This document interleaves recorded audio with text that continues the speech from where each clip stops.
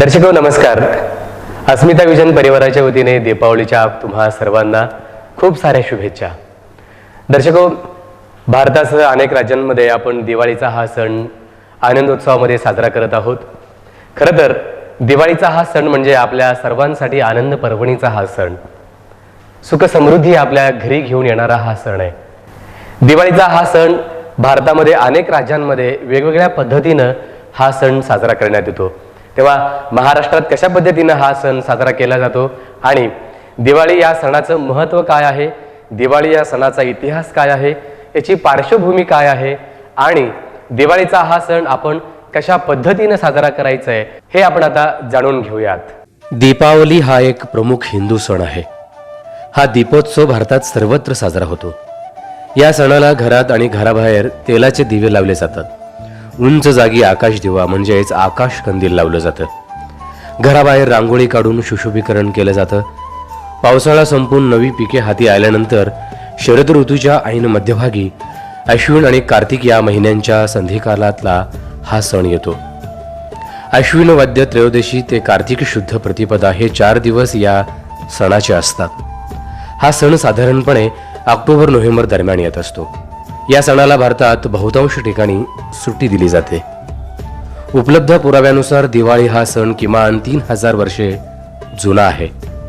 या सणाचा उगम फार प्राचीन काळी आर्यांचे वास्तव्य उत्तर ध्रुव प्रदेशात होतो त्या काळातच झाला असा समज आहे.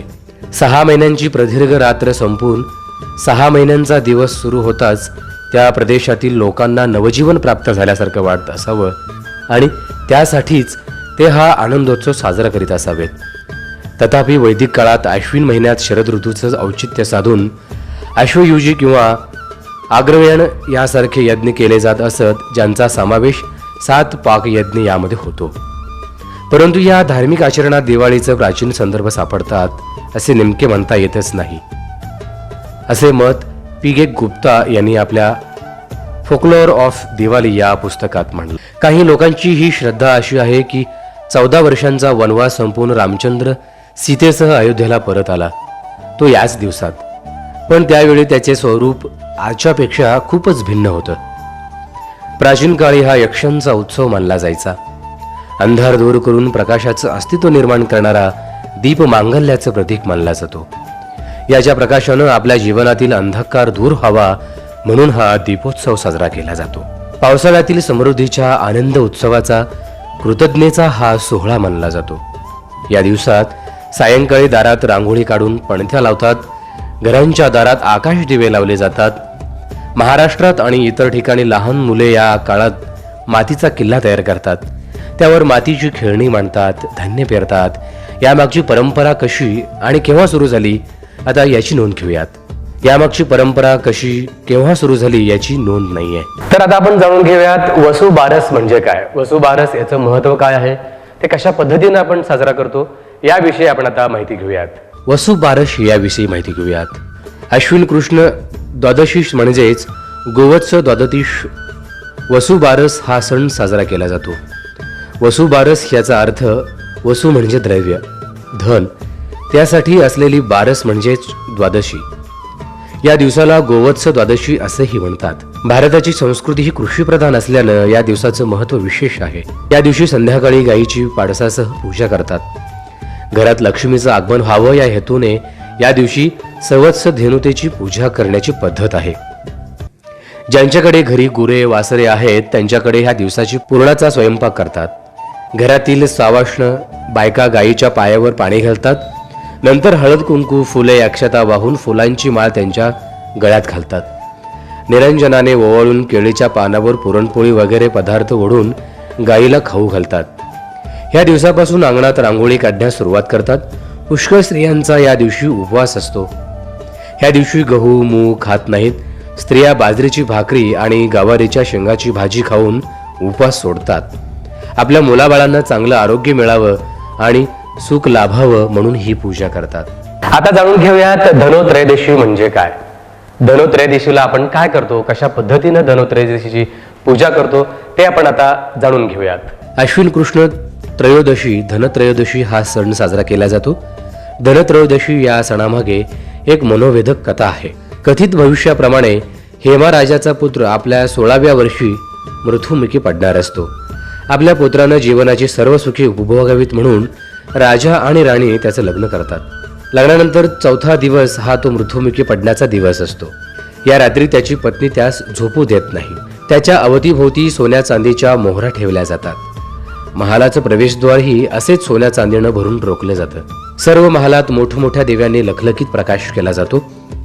वेगवेगळी गाणी गोष्टी सांगून पत्नी त्याला जागं ठेवते. जेव्हा यम राजकुमाराच्या खोलीत सर्परूपात प्रवेश करण्याचा प्रयत्न करतो तेव्हा त्याचे डोळे सोन्या चांदीने तिपतात. या कारणास्तव यम आपल्या जगात म्हणजे यमलोकात परततो. अशा प्रकारे राजकुमाराचं प्राण वाचतात अशी आख्यायिका प्रचलित आहे. म्हणूनच या दिवसास यमदीपादन असेही म्हणतात. या दिवशी सायंकाळी घराबाहेर दिवा लावून त्याच्या वातीचं टोक दक्षिण दिशेस करतात. त्यानंतर त्या दिवसास नमस्कार करतात. याने अपमृत्यू टळतो असा समज आहे. धनत्रयोदशीबद्दल अजून एक दंतकथा आहे, ती म्हणजे समुद्र मंथन. जेव्हा असुरांबरोबर इंद्रदेव यांनी महर्षी दुर्वासी यांच्या शाप निवारणाकरिता समुद्र मंथन केलं तेव्हा त्यातून देवी लक्ष्मी प्रकट झाली. तसेच समुद्र मंथनातून धन्वंतरी अमृतकुंभ बाहेर येऊ लागला. म्हणून धन्वंतरीचीही या दिवशी पूजा केली जाते. धन्वंतरी हा वैद्यराजा असून त्याच्या हातातील कमंडलू अमृताने भरलेला असतो असं म्हटलं आहे. त्या दिवसास धन्वंतरी जयंती असंही म्हणतात. आयुर्वेदाच्या दृष्टीने हा दिवस धन्वंतरी जयंतीचा आहे. वैद्य मंडळी या दिवशी धन्वंतरीची देवाची म्हणजेच देवांची वैद्य पूजा करतात. प्रसादास कडुनिंबाच्या पानांचं बारीक केलेलं तुकडे आणि साखर अशा लोकांना देतात. यात मोठा अर्थ आहे. धन्वंतरी हा अमृत तत्व देणारा आहे हे त्यातून प्रतीत होतं. कडुनिंबाची 5-6 पाने जर रोज खाल्ली तर व्याधी होण्याचा संभव नाही असं काही जणांची समजूत आहे. कडुनिंबाचं एवढंच महत्व आहे म्हणून या दिवशी तोच धन्वंतरीचा प्रसाद म्हणून देण्यात येतो. दर्शको, आता जाणून घेऊयात नरक चतुर्दशी म्हणजे काय, या पाठीमागची आख्यायिका काय आहे, नरक चतुर्दशी आपण का साजरा करतो याच्या पाठीमागचा उद्देश आपण आता जाणून घेऊयात. नरक चतुर्दशी या सणाशी संबंधित नरकासूर वधाची आख्यायिका प्रचलित आहे. या दिवशी कृष्णाने नरकासुराचा वध करून प्रजेला त्याच्या जुलमी राजवटीतून सोडवलं. नरकासुराने तप करून ब्रह्मदेवाला प्रसन्न करून घेतलं आणि अवैध तत्वाचा म्हणजेच कुणाकडूनही वध होणार नाही असा वर मागून घेतला. त्या वराच्या योगाने त्याने अनेक राजांना हरवून त्यांच्या कन्या आणि त्या राज्यातील स्त्रियांचं अपहरण केलं. नरकासुराने अशा एकूण 16,100 स्त्रियांना पळवून नेलं आणि मणिक पर्वतावर एक नगर वसवून त्यात त्यांना बंदी बनवून ठेवलं. त्यानं अगणित संपत्ती लुटली आणि अशाच हवेपोटी त्यानं देवमाता आदितीची कुंडले आणि वरुणाचं विशाल छत्रही बळकावलं. त्याला मिळालेल्या वरामुळे तो देव गंधर्व मानवांना ताबदार झाला होता. अनेक गिरिदुर्गांनी वेढवलेले प्राग्ज्योतिषपूर हे नगर त्याची राजधानी होती. ही राजधानी अनेक वेगवेगळ्या प्रकारच्या खंदकांनी अग्नी पाणी इत्यादींनी वेढलेली होती. या दुर्जन राजधानीवर श्रीकृष्णानं गरुडावर स्वार होऊन चाल केली. कृष्णानं नरकासुराच्या देहाचे 2 तुकडे करत त्याचा वध केला. नरकासुर वधाने देवादिकांना तसेच प्रजाला आनंद झाला. नरकासुराच्या बंदिवासातील कुमारिकांना त्यांचं स्वजन स्वीकारणार नाहीत हे जाणून कृष्णानं या 16,100 कन्यांसोबत विवाह केला आणि त्यांना सामाजिक प्रतिष्ठा मिळवून दिली. कृष्णाच्या पराक्रमाचं स्मरण म्हणून अश्विन कृष्ण चतुर्दशीस नरक चतुर्दशी असा हा सण साजरा केला जातो. नरक चतुर्दशीच्या दिवशी अलक्ष्मीचे पहाटे मर्दन करून आपल्यातील नरकरूपी पाप वासनांचा नायनाट आणि अहंकाराचं उच्चाटन करायचं आहे. तेव्हाच आत्म्यावरील अहंचा पडदा दूर होऊन आत्मज्योत प्रकाशित होईल असा यामागील संकेत आहे. या दिवशी अभंग स्नानाचं महत्व देखील आहे. सकाळी लवकर उठून संपूर्ण शरीरास तेलाचं मर्दन करून सुवासीन उठणे लावून सूर्योदयापूर्वी केलेलं स्नान म्हणजे अभंग स्नान. या दिवशी पहाटे यमासाठी नरकात म्हणजे आधुनिक परिभाषेत घरातील स्वच्छतागृहात दीपदान करण्याची म्हणजेच पणती लावण्याची प्रथा आहे असं मानलं जातं. वर्षक्रिया कौमुदी धर्मसिंधू इत्यादी ग्रंथांमध्ये सांगितलं आहे की अश्विन कृष्ण चतुर्दशी आणि अमावस्येला संध्याकाळी लोकांनी आपल्या हातात मशाली घेऊन त्या आपल्या दिवंग पूर्वजांसाठी दाखवाव्यात आणि प्रार्थना करावी. दर्शको, आता आपण जाणून घेऊयात लक्ष्मी पूजन कशा पद्धतीनं करायचं, लक्ष्मी पूजन का करायचं, त्याची प्रथा काय आहे, कशा पद्धतीनं आपण लक्ष्मी पूजन करत असतो, लक्ष्मी पूजनानंतर आपल्या आयुष्यामध्ये किंवा आपल्या जीवनामध्ये आणि घरामध्ये कशा प्रकारे समृद्धी येणार आहे, या पाठीमागची काय भूमिका आहे ते आपण आता जाणून घेऊयात. अश्विन अमावस्येस लक्ष्मीपूजन हा सण साजरा केला जातो. या दिवशी प्रदोषकाळी म्हणजेच संध्याकाळी लक्ष्मीचं पूजन केलं जातं. लक्ष्मी ही फार चंचल असते असा समज आहे. त्यामुळे शक्यतोवर हिंदू शास्त्राप्रमाणे लक्ष्मी पूजन हे स्थिर लग्नावर करतात. त्यानं लक्ष्मी स्थिर राहते असा समज आहे. अनेक घरात स्त्रीसूक्त पठणही केलं जातं. व्यापारी लोकांचे हिशोबाचे नवीन वर्ष लक्ष्मी पूजनानंतर सुरू होतं. या दिवशी सर्व अभ्यंग स्नान करतात. पाटावर रांगोळी काढून तांदूळ ठेवतात.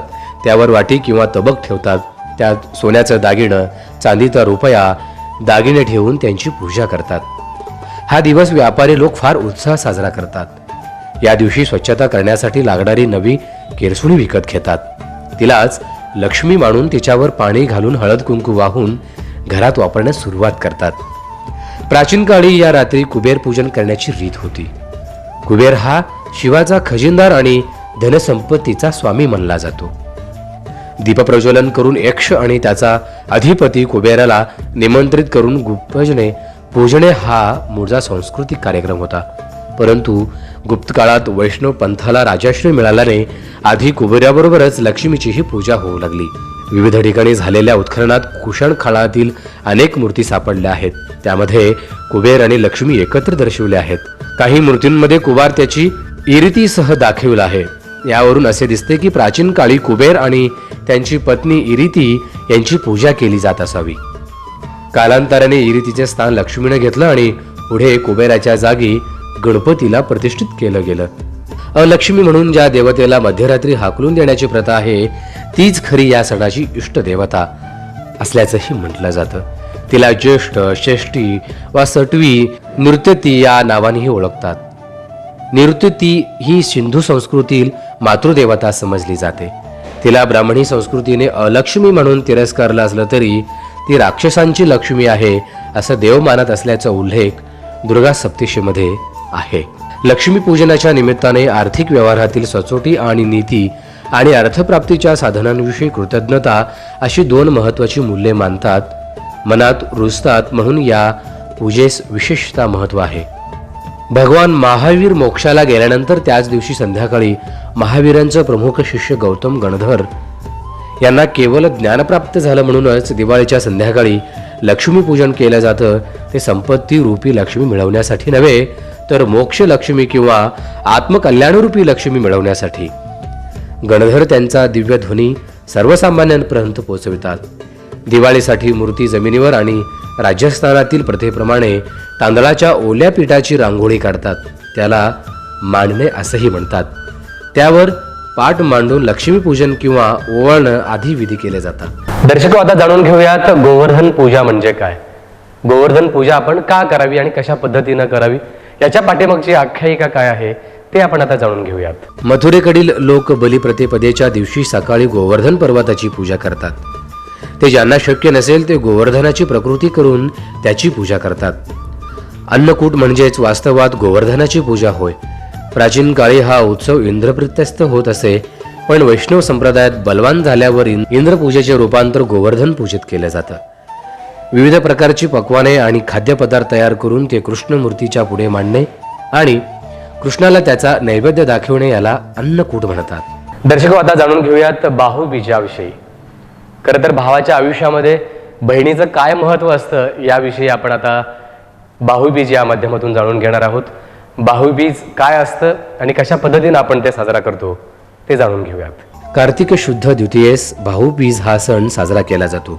या दिवशी यम आपली बहीण यमी हिच्या घरी जेवायला गेला म्हणून या दिवसाला यमद्वितीया असं नाव मिळालं असं म्हटलं जातं. हा दिवस म्हणजे शरद ऋतूतील कार्तिक मासातील द्वितीया. द्वितीयतेचा चंद्र आकर्षक आणि वर्धमान दाखवणारा आहे. तेव्हा बीजेच्या कोरीप्रमाणे बंधुप्रेमाचं वर्धन होत राहो ही त्यामागची भूमिका आहे. आपल्या मनातील द्वेष आणि असूया निघाल्यामुळे सर्वत्र बंधुभावनेची कल्पना जागृत होते. म्हणून त्याकरिता हा भाऊबीजेचा सण आहे. बंधू बहिणींचा प्रेम संवर्धनाचा हा दिवस आहे.